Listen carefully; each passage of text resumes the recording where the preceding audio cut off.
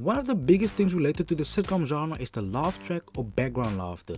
This could be used as a tool to amplify the comedy or to point out comedy. But today we're gonna ignore all of that and I will recommend you 10 sitcoms that does not include a laugh track and is still super funny and enjoyable to watch. I am going to stay away from recommending shows like The Office, Modern Family or Parks and Recreation, because these shows are obvious choices and I want to suggest to you shows that you may have not watched before. Like and subscribe for more anime and TV show related content. Also leave a comment so I can see what shows you like, and if I haven't watched them, I could give them a try. Now let's go on to our list of 10 must watch shows that does not include a laugh track. This show didn't start out very strong for me, but if you keep watching you will surely be rewarded. The first 3 episodes didn't immediately get to me, but at the 4th episode I started to get invested in the atmosphere of the show and it started to grow on me. This show has a very standard sitcom format of a bunch of friends hanging out that features one married couple and the other still figuring out life as they go through various relationships and challenges. The show starts off with the disastrous wedding of Dave and Alex, where Alex left Dave at the altar. Now the other members of the group must adjust to this new dynamic in the group as they are trying to avoid having both Dave and Alex in the same room to avoid awkwardness. This broken engagement was at first the main focus, but it was changed as the focus shifted more to the entire group. I didn't mind that because this is a sitcom and as long as it can have me laughing, cheering and having fun, I am fine with it. Happy endings may not be a top tier comedy, but I feel it is something you have to try at least once if you are a fan of sitcoms.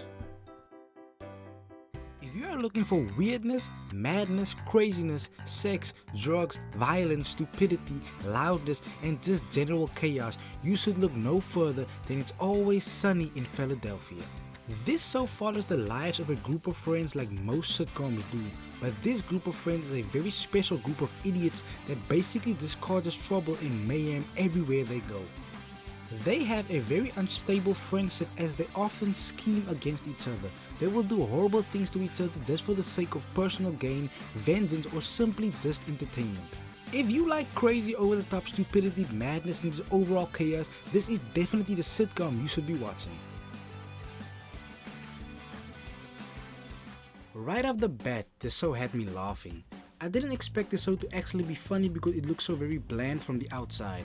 I tried at the first episode and couldn't help but immediately fall in love with the awkward, dry and very dark humor. The show also kind of reminds me of Seinfeld. If Seinfeld was depressed and walked around with a darker aura with no cheerful presence. Another fun thing about the show is that the show includes a lot of real stand-up comedians as guest stars, and I always feel that the more comedians there are, the funnier something will be. Louis follows Louis C.K. as he portrays a fictionalized version of himself. The show is also loosely based on C.K.'s actual life. Louis is a freshly divorced middle-aged stand-up comedian and a father of 2 daughters. The show looks at Louis' daily life and him trying to mend his life back after his divorce. The show tackles things such as his mindset, his fatherly duties, his work and of course relationships, as the show basically starts off with Louis being on a very awkward date. This is not a back-to-back kind of show, as a lot of episodes have a standalone plot, but they all revolve around Louis. The show doesn't have a traditional sitcom feeling, but that just makes the show more interesting and fun to watch.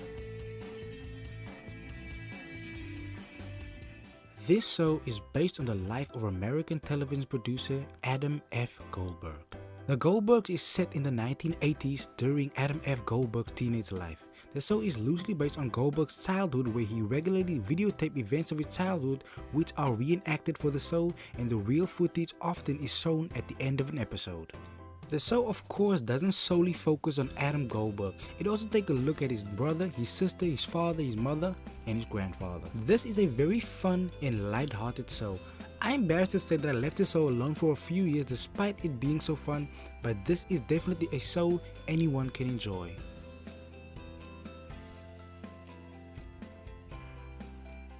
Mindy Kaling is made for comedy.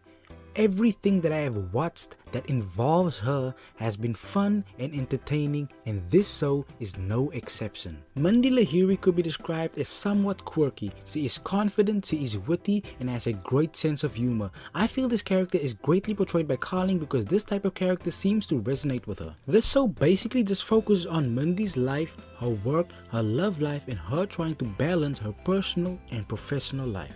Mandy Lahiri is an OBGYN who works at a small medical practice in New York City. She is surrounded by a group of very unique co-workers. Each one of these characters brings something great to the show, but the most prominent out of the bunch is Morgan Tukas. He is a nurse and an ex-con. Morgan is weird, wacky, crazy, and is weirdly the most lovable character in the show. The Mindy Project is a fun show to watch. I can't believe that I ignored this show for so long, but I'm so happy that I have gotten to watch it. I have spoken about this show in one of my earlier videos, but this show definitely deserves to be mentioned because it is an ideal candidate for this list. This show follows the life of Earl Hickey, who could be described as a low-life, small-time thief and just a general troublemaker. Earl's entire life changes after he won $100,000 on a scratch and win. He is immediately hit by a car during his celebration of winning and he loses his ticket in the process. Thereafter, while in the hospital bed, he saw an interview on The Last Call with Carson Daly that teaches him about karma. Earl changed his entire life after the accident and tries to follow the ways of karma. Earl then makes himself a list of every bad thing he has ever done and all the people he has ever wronged and tries to make amends for his past mistakes. After doing his first good deed, Earl finds the winning ticket again and looks at it as a sign of karma rewarding him. He then goes on to use his earnings to help him with his list. This show lets us take a look at Earl's progress in turning a new leaf with his brother by his side as they go on adventures in their small town going where the list takes them. With a premise like this, the show might seem that it could fall into the realm of a drama, but this show is highly comedic and very funny. This show is loosely based on the life of Eddie Wong, the chef and food personality. The show takes place in the 1990s. It is set between 1995 and the year 2000. The series focuses on the lives of a Taiwanese American family after they relocated from Washington DC to Orlando, Florida to open up a restaurant. The show has a few different focuses since it focuses on a whole family. We have the father, who is portrayed by Randall Park, struggling with a new restaurant. He is also the more mellow and chilled out one in the parenting duo. Then we have the mother, who is portrayed by Constance Wu. She is a very competitive woman. She does not take any nonsense and is a firm believer of tough love. At first her character may seem boring, but it doesn't take too long to realize that Jessica is actually the funniest and most entertaining character in the show. Then we have the three brothers, Eddie, Emery and Evan. Eddie is a big lover of hip hop and is basically the main protagonist of the story since the show is based on the real life Eddie Wong. The show, however, has a shift in the second season and the show starts to focus more on the entire family. This show follows a pretty standard sitcom plot with two girls in New York City living the best of their lives as it looks at their jobs, relationships and challenges. That is pretty much the only standard thing about this show because within the basic plot there is a lot of weirdness, madness and chaos. I would describe this show as a love child between New Girl and Workaholics. New Girl is for the weirdness and Workaholic is just for the insanity and the energy that Broad City provides. The show follows Ilana and Abby's adventures throughout New York. Ilana is the wild one and could easily be described as the funnier one of the two. Abby is more mellow inside, but she is not a boring character in any way. I feel that she is the most relatable out of the duo. They have slight opposite personalities, but they somehow complement each other very well. If you like a mixture of weirdness and crazy, you should definitely start watching Broad City.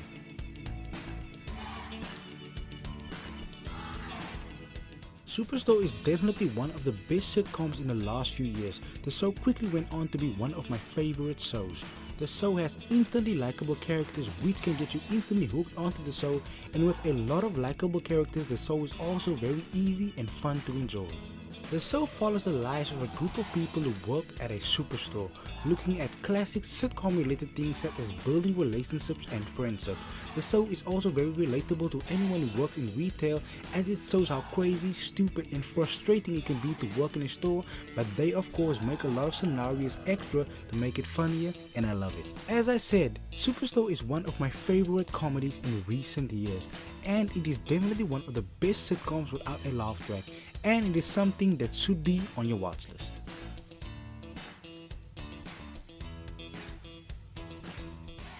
This is definitely one of the craziest shows that I'll be recommending today. There's only maybe one show on this list that can match the madness that goes on within this show.